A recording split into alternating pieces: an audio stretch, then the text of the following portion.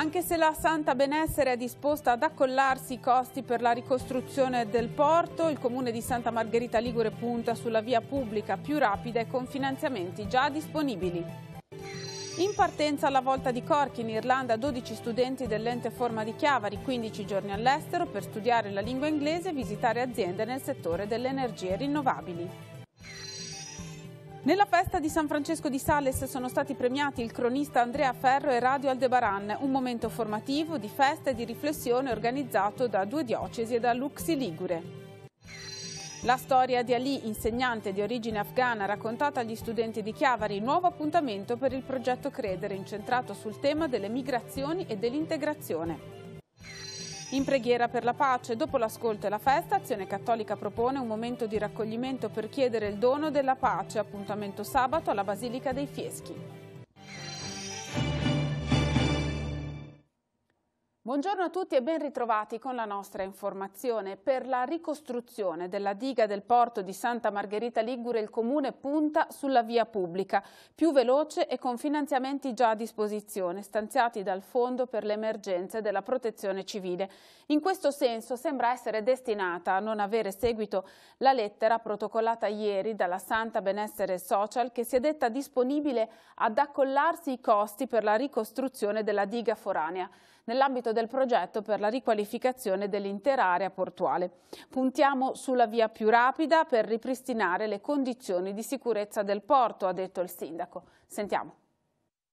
Il nostro progetto definitivo della diga di soprafflutto è adeguato e idoneo per resistere ad una mareggiata della forza di quella dello scorso 29 ottobre. Per questo siamo disposti a sostenere l'ulteriore onere di tutti gli interventi necessari per la completa ricostruzione e messa in sicurezza della diga di soprafflutto e della relativa scogliera di protezione. È il testo della lettera depositata negli uffici del Comune da parte della Santa Benessere Social. La società ribadisce così la sua intenzione a restare in gioco nel percorso di riqualificazione dell'area portuale, stoppato dagli effetti della mareggiata, riservandosi di tutelare i propri interessi in ogni sede opportuna in caso di provvedimenti che riterrà illegittimi e lesivi dei propri interessi.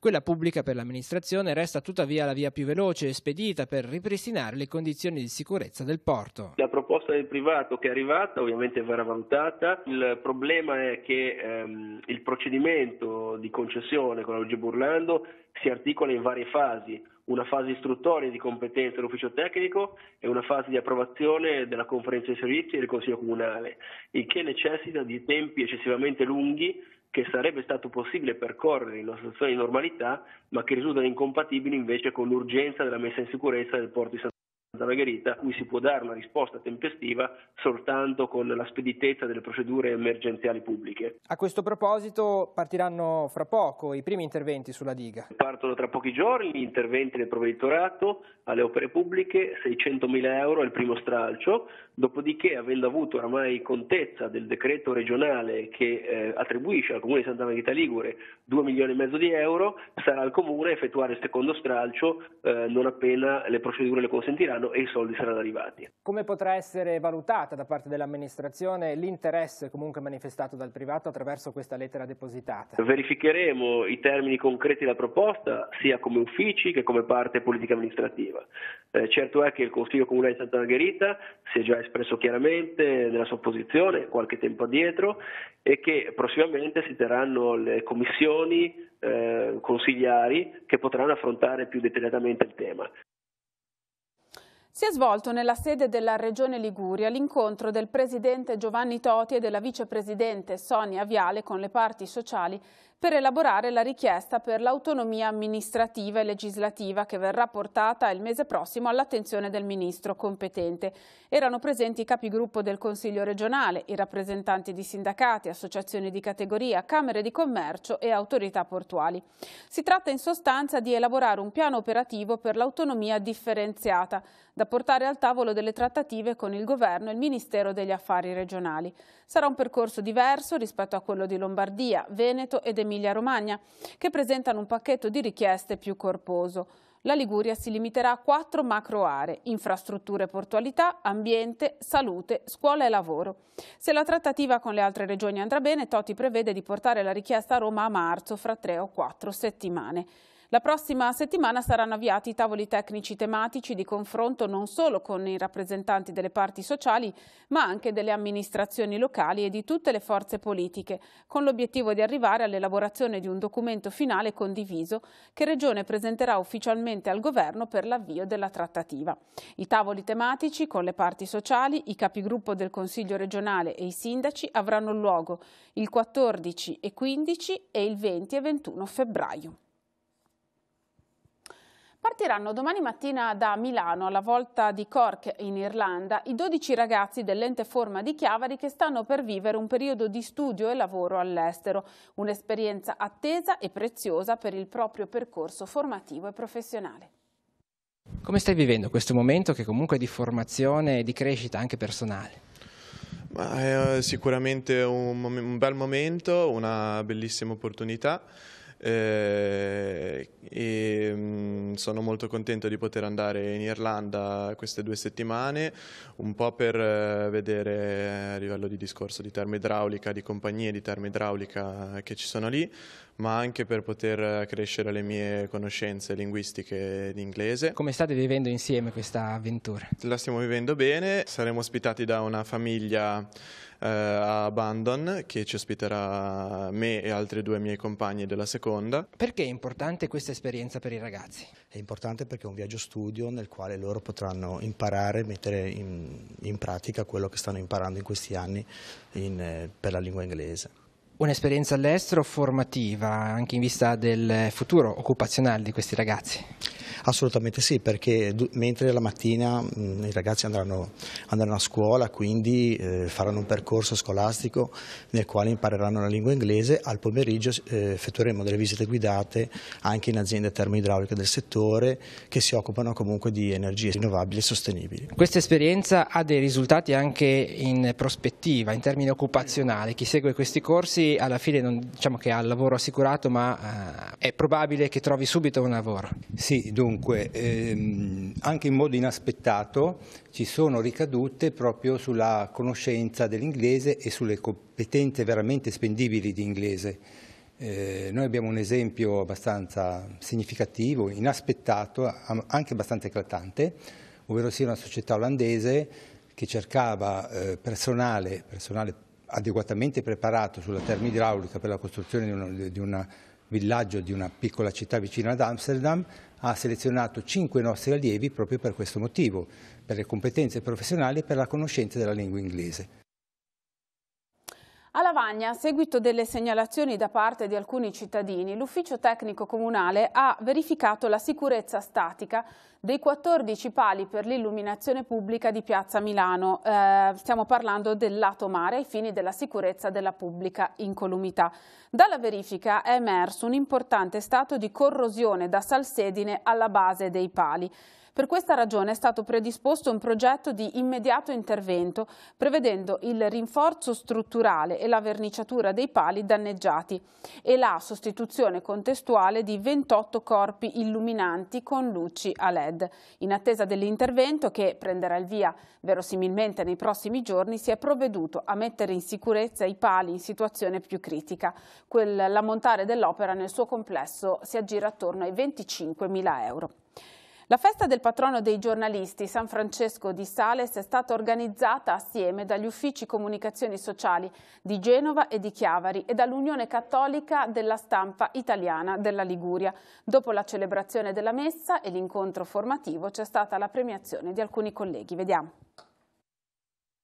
La festa del patrono dei giornalisti, San Francesco di Sales, è stata celebrata con la messa presieduta dal vescovo Alberto Tanasini, responsabile per la Conferenza Episcopale Ligure delle Comunicazioni Sociali, con l'incontro sul tema del messaggio di Papa Francesco per la 53esima giornata mondiale delle comunicazioni sociali sul tema dalle community alla comunità, e infine con la premiazione dei colleghi che si sono distinti per il loro lavoro. Per Genova Andrea Ferro, cronista di Nera di lungo corso. I tempi di produzione delle notizie, la diffusione, si consuma tutto molto troppo velocemente questo fa perdere lucidità rispetto appunto al senso di quello che viene detto e al coinvolgimento delle persone in quello che viene raccontato. Però io ritengo che il futuro del giornalismo, per quanto stia la professione attraversando un momento estremamente delicato, è ancora vivo. Mi piace pensare che il pendolo del tempo si stia spostando sempre, anche se in maniera magari ancora impercettibile, verso il reale, quindi si tornerà ad un giornalismo di fatti, di persone, a giornalisti in mezzo al territorio e non più solo attaccati allo schermo di un PC. Per il Tigullio è stata premiata Radio Aldebaran, che nel 2019 compie i suoi primi 40 anni di vita. La radio penso che sia la famosa compagna di sempre, no? Ora il Vescovo durante questo incontro di oggi parlava di non farsi catturare troppo dalla tecnologia, però tecnologicamente parlando secondo me la radio è il mezzo che si avvicina più all'umanità, no? Ascoltare la radio è un'azione che dicono le indagini 35-40 milioni di italiani fanno ogni mattina. A Radio Aldebaran hanno iniziato tantissimi giovani giornalisti. Sì, molti giornalisti sono passati da noi, molti speaker, molti hanno fatto carriera, sono andati in strutture più importanti e di questo sono felicissimo. La festa quest'anno è stata preparata assieme dagli uffici comunicazioni sociali di Genova, Chiavari e La Spezia e dall'Uxi, recentemente ricostituita in Liguria. Credo che sia stato un piccolo tassello, insomma, di un cammino che deve riprendere, perché l'Uxi è ripartita più o meno un anno e mezzo fa con un po' di fatica, però adesso cerchiamo di rimetterci un po' in carreggiata e sicuramente c'è bisogno dell'aiuto di tutti e la comunione, la condivisione quindi tra le diocesi è fondamentale. Credo che oggi sia stato un bel momento perché ci sono state più diocesi insieme e quindi speriamo che sia anche l'occasione un po' per conoscerla e per iniziare questo nuovo percorso che vuole essere soprattutto un percorso di formazione. Questa mattina gli studenti del liceo Marconi del Pino di Chiavari, nell'ambito del progetto Credere, hanno incontrato Ali Esani, un giovane insegnante di origine afghana arrivato in Italia nel 2003 dopo un viaggio durato 5 anni. La sua storia è stata raccontata in un libro. Ali Esani è nato in Afghanistan. Quando aveva 8 anni la sua casa è stata distrutta e i suoi genitori sono morti. Ali è partito con il fratello maggiore e dopo 5 anni di viaggio e il sacrificio del fratello è arrivato a Roma nel 2003. Ha studiato, si è impegnato, si è laureato in giurisprudenza e ora insegna.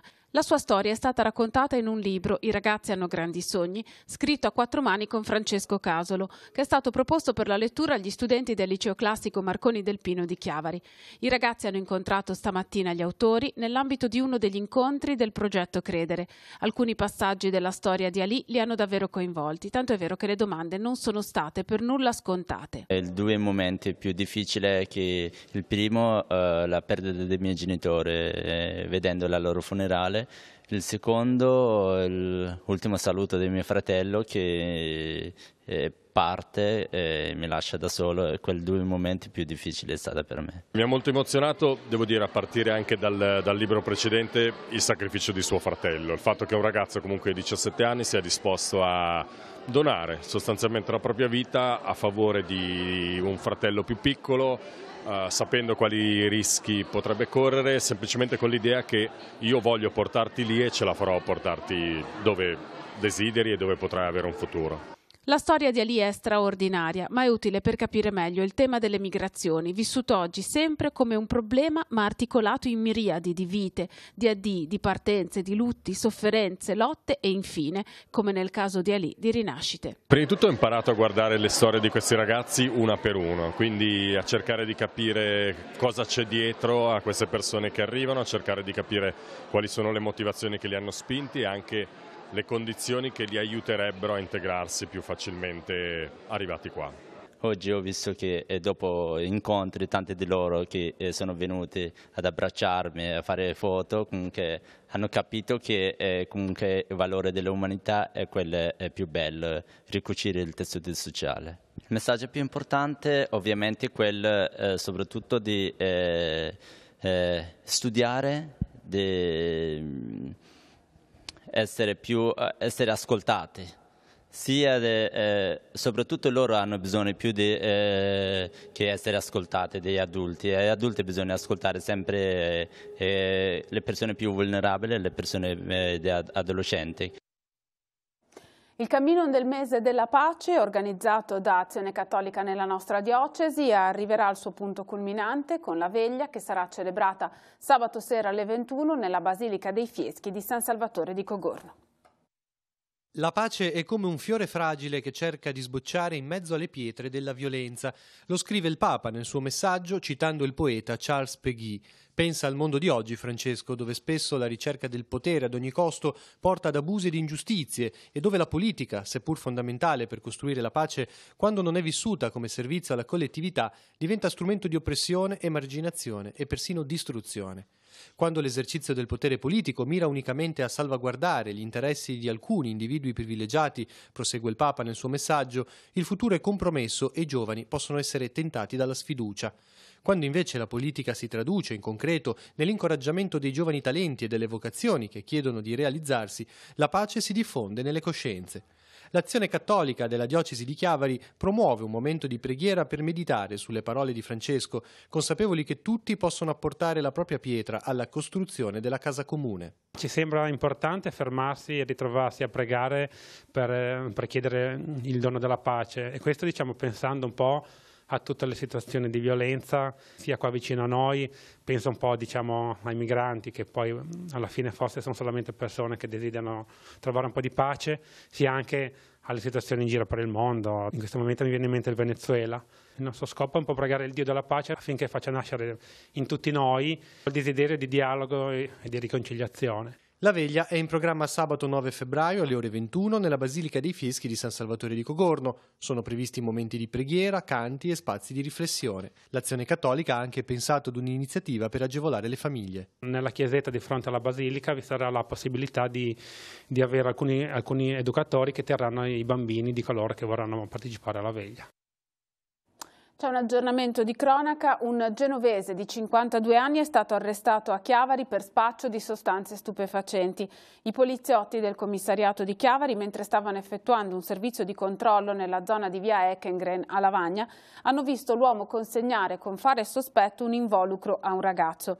Fermato, lo hanno trovato in possesso di alcune dosi di eroina per un peso complessivo di 3,5 grammi e della somma di 25 euro in banconote di piccolo taglio. La successiva perquisizione domiciliare ha consentito agli agenti di rinvenire altri 25 grammi della stessa sostanza, un bilancino di precisione, un flacone di metadone, la somma di 250 euro e un quaderno sul quale il 52enne aveva annotato tutti i dettagli delle transazioni illecite. Per questo sono scattate le manette. Oggi il processo per direttissima. Ora la rassegna stampa, poi gli ultimi aggiornamenti. Avvenire titola Quasi amici, parafrasando un film di qualche anno fa, ma si riferisce al rapporto tra Italia e Francia. Il governo francese richiama per la protesta l'ambasciatore, troppi gli attacchi, e Mattarella a preservare la nostra alleanza. Corteo di gilet gialli a Sanremo. Conte cerca di ricucire mentre Di Maio è ancora duro e Salvini pone il problema di Battista. Sale lo spread, cala la borsa. Furlan, il segretario nazionale della CISL, dice bisogna scendere in piazza. Il reportage nell'Italia devastata dai sismi del 2016, l'Italia del centro, così la muffa mina la salute delle casette del terremoto, interi paesi colpiti non saranno ricostruiti nello stesso luogo, resta elevato il rischio idrogeologico. Allarme, si ristringe l'Italia, allarme dei demografi, nascite a picco, gli italiani emigrano di più, cala la popolazione e allora andiamo a vedere culle vuote, l'Italia sprofonda, 9.000 nati in meno. Nel 2018 128.000 in 10 anni, la nuova fotografia dell'Istat è impietosa. L'allarme dei demografi, un paese arenato sul fondale. De Paolo del Forum e la politica cosa sta facendo?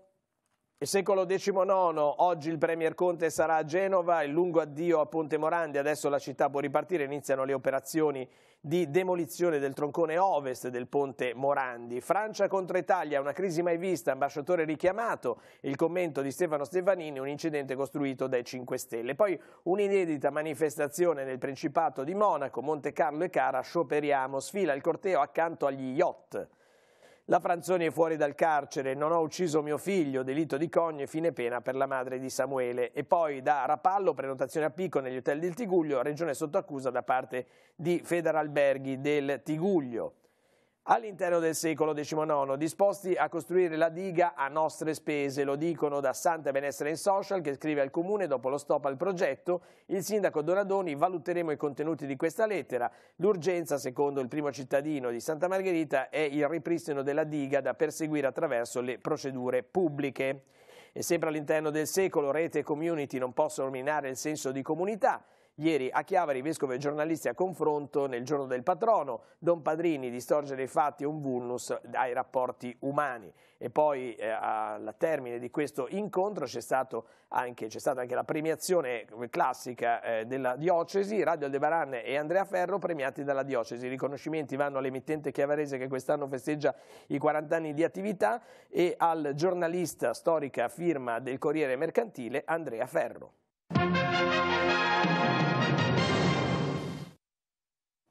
Avete sentito, quella di oggi è una data simbolica nel lungo percorso per la demolizione e la ricostruzione del viadotto sul Polcevera al Ponte Morandi, dopo la tragedia del 14 agosto dello scorso anno che causò la morte di 43 persone. Bene, questa mattina sono iniziate le operazioni per lo smontaggio della parte a ponente del viadotto, il moncone di ponente del viadotto sul Polcevera. Come vedete, oltre al sindaco di Genova e commissario per la ricostruzione Marco Bucci, c'era il presidente della Regione Liguria Giovanni Toti, il presidente del Consiglio Giuseppe Conte e il ministro alle infrastrutture Danilo Toninelli, che hanno presenziato proprio alle primissime operazioni per lo smontaggio, operazioni che poi proseguiranno lungo l'arco di tutta la giornata con l'utilizzo di imponenti tecnologie e infrastrutture, e che si concluderanno presumibilmente entro questa sera. Queste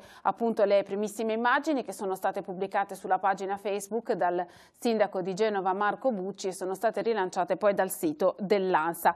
Un momento di riscatto di Genova, della Liguria e dell'Italia. Così il premier Giuseppe Conte ha definito appunto le prime operazioni di smontaggio che sono iniziate questa mattina a Genova. Con l'installazione delle luci per il campo A7 sono ultimati gli interventi di riqualificazione all'impianto di illuminazione a LED del campo sportivo Sivori. Attraverso l'utilizzo di tecnologia completamente italiana sarà possibile contenere l'impegno di potenza al 50%, garantendo la possibilità di svolgere un'attività sportiva maggiormente prolungata e intensa. L'importo complessivo degli interventi ammonta a circa 60.000 euro che sono stati finanziati dall'amministrazione comunale. Terminiamo così questa edizione di Tigullio Oggi. Vi ricordo che la prossima andrà in onda alle 19:15 e che trovate tutte le notizie sempre aggiornate sul nostro sito teleradiopace.com e al canale 187 Telepace News. Grazie per averci seguito, buon proseguimento di giornata.